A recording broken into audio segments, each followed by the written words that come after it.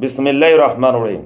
7ই July 2025 BNP নেত্রী রুমিন ফারহানা, ফজলুর রহমান এরকম কয়েকজন নেতা আছে, এরা বিএনপিতে এখন মহাত্মা গান্ধী সেজেছে। ওনারা মহাত্মা গান্ধী সেজেছে। বিএনপিতে দিন দিন মহাত্মা গান্ধীর সংখ্যা বেড়ে যাচ্ছে, প্রকৃত বিএনপির সংখ্যা কমে যাচ্ছে। আর আওয়ামী লীগ যতদিন ক্ষমতায় ছিল বা এখনও আওয়ামী লীগে কিন্তু দিন দিন আওয়ামী লীগের সংখ্যা বেড়ে যাচ্ছে। আওয়ামী লীগে প্রকৃত আওয়ামী লীগের সংখ্যা বেড়ে যাচ্ছে, সেখানে মহাত্মা গান্ধীর কোনো স্থান নেই। আর বিএনপিতে দিন দিন বিএনপির সংখ্যা কমে মহাত্মা গান্ধীর সংখ্যা বেড়ে যাচ্ছে। কথাটা বলছি এই কারণে, রুমিন ফারহানা বলছে 32 নম্বর ভাঙা নিয়ে কি একটা মব টপ, এটা নিয়ে তার সমালোচনা হচ্ছে। আমরা ভাঙা টাঙার কথা আমরা পছন্দ করি না। আমাদের কথা হলো যে, বা ব্যক্তিগতভাবে আমি মনে করি, যদি কারো বিরুদ্ধে কোনো অভিযোগ থাকে তাহলে তার বিচার হবে। বিচার হওয়ার পরে তার যে সম্পদ থাকে সেই সম্পদ রাষ্ট্র বাজেয়াপ্ত করবে। এটাই বুঝি উকিল হিসাবে বা একজন রাজনৈতিক কর্মী হিসাবে মাঠের। এখন এই রুমিন ফারহানা এবং ফজলুর রহমান সাহেব, এরা তো কখনো ছাত্রদল করে বিএনপিতে আসা নাই। এরা হুট করে আসছে, হুট করে এরা নেতা হয়েছে। এদের কথাবার্তা হলো এখন লাগামহীন, এদেরকে নিয়ে খুব সমালোচনা হচ্ছে। আমি রুমিন ফারহানা বা বিএনপির এই টাইপের যারা মহাত্মা গান্ধী যারা আছে, এদের উদ্দেশ্যে একটা কথা বলতে চাই। আপনারা কি জানেন, ঢাকা সেনানিবাসের পাশে যেতে যে শহীদ মইনুল হোসেন যে সড়ক, এই মইনুল হোসেন সড়কের পাশে যে বেগম খালেদা জিয়া থাকতেন, বেগম খালেদা জিয়াকে যখন এক কাপড়ে ওই বাড়ি থেকে পুলিশে, র্যাবে, আর্মি গিয়ে জোর করে বের করে দেয়, সেটার বিরুদ্ধে কি কোনো আওয়ামী লীগের নেতাদের কথা বাধে দেন? আওয়ামী সমর্থক কোনো একজন বুদ্ধিজীবী কোনো প্রতিবাদ করেছে? কেউ বলতে পারবেন তারা কেউ লেখালেখি করেছে? বরং বেগম খালেদা জিয়াকে যেদিন বাড়ি থেকে বের করে দেয়, তার সম্ভবত 3 দিন কি 4 দিন পরে ছিল রোজার ঈদ, সম্ভবত যতটুকু মনে পড়ে। বিএনপির এইসব গান্ধী মার্কা কিছু নেতা হরতাল ডেকেছিল। ঢাকার প্রতিটা থানার ওসিরা বিএনপির কতিপয় নেতাদেরকে ফোন করে একটা কথাই বলেছে, হ্যালো ভাইজান, অমুক বলছেন, জি, ঈদটা কি ভাবি এবং বাচ্চাদের সাথে করবেন না জেলখানায় করবেন? বাস, যারা রাজনীতি করে তারা বুঝে গেছে, একটাও নামে নাই। এইসব গান্ধীরা তো নামেই নাই। মহাত্মা গান্ধী যারা, এই যে আমাদের মির্জা ফখরুল সাহেব, হ্যাঁ, বা যারা একটু গান্ধীবাদী, একজনও নামে নাই স্থায়ী কমিটির, একটা লোকও নামে নাই। তাহলে বিএনপি আওয়ামী লীগের জন্য কাঁদে।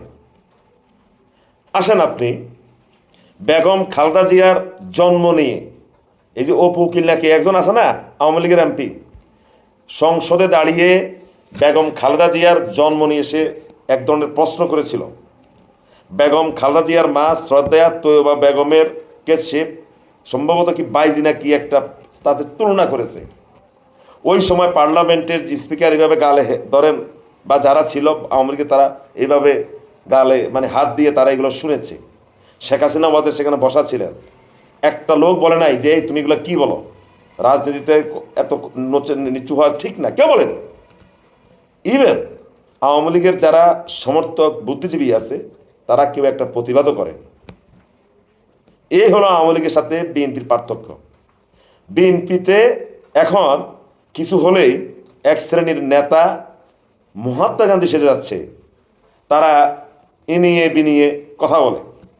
ভাই, আমরা আবারও বলি, যতদূর বুঝলাম বিএনপি একটা লিবারেল পার্টি, এরা কারো ধ্বংসাত্মক চায় না। কিন্তু আপনাকে অবস্থা বুঝতে হবে, শেখ হাসিনা পালিয়ে গেছে 1 বছর হয়। আপনি যদি এখনই তাদের এইসব 32 নম্বর বাংসে যারা, তারা বুঝবে, আর যারা সরকারে আছে তারা বুঝবে, আওয়ামী লীগ বুঝবে।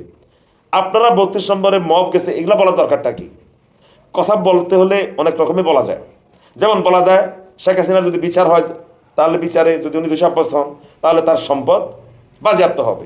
এমনি করে যিনি দোষী হবেন তার সম্পদ বাজেয়াপ্ত হবে। তবে কারো সম্পদ, বিচারের আগে কারো সম্পদ এই নষ্ট করা, ধ্বংস করা আমরা পছন্দ করি না। কথা বলার কত রকম ওই আছে, বলতে জানলে অনেক রকম ওই আছে।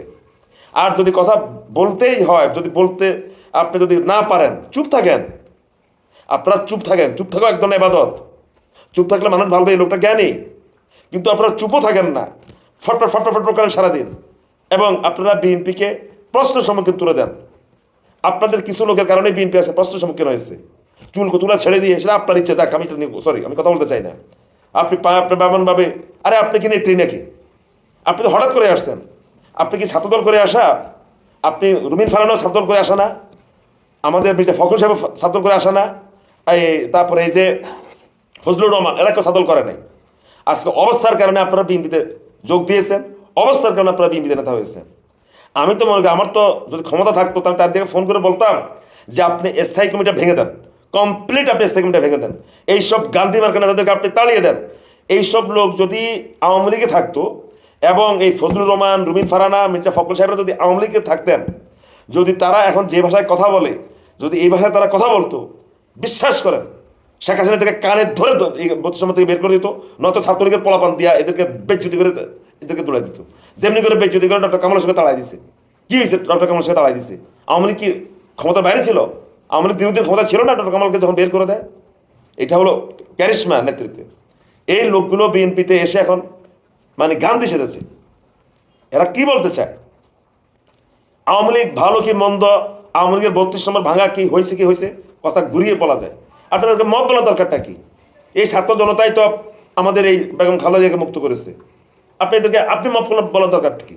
32 নম্বর নিয়ে মত বলতে হলে আপনাকে এখনকার পরিস্থিতিতে মত বলতে পারেন, কিন্তু ওই সময় যারা 32 নম্বর ভাঙছে তাদের বিচার আওয়ামী লীগে করবে বা এই সরকারে করবে। আমরা কেন বিতর্ক সৃষ্টি করছি? শেখ হাসিনা খারাপ, আওয়ামী লীগ ভালো, ফজলুর রহমান সাহেব বলেছে। হোয়াট, কি ননসেন্স! এরা এখনো বিএনপি করে। আমি একটা জিনিস, আর আমার ভিডিওটা যদি তারেক সাহেবের কাছে পছন্দ হতো তাহলে ভালো হতো। আমি মনে করি বিএনপির স্থায়ী কমিটি ভেঙে দিয়ে শুধুমাত্র সালাউদ্দিন ভাইকে রাখা দরকার। কারণ উনি ছাত্রদল করে আসা, এমনিভাবে ছাত্রদলের বহু মানে মানে ভালো ভালো লিডার আছে।